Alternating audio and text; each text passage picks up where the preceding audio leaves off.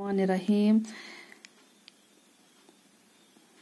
21 जून 2020 6th Kashmiri topic बाहुकल प्यारे बच्चों अस्सलाम वालेकुम। कल फौज खतर बनावना यवान कुन जमीन चकलस अंद अंद थोद मोट तो दोर देवार यवान दिन अंदर अचन बापत दरवाज बनावना यवान।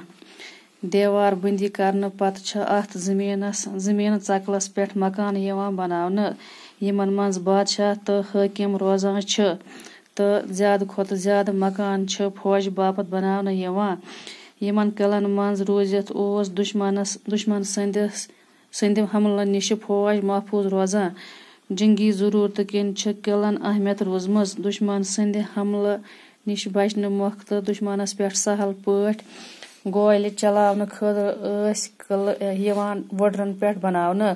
सनिस रियासतस मज किल मत यमो मज वन तह मौजूद यमो मज बाहुकल तक पत मज कह अल्फाज माने चकुल सतुर जमीन टुकर महफूज हिफाजतस मज बुनियाद कुन रज रश इन गसन बिर रश रावट हिफाजत।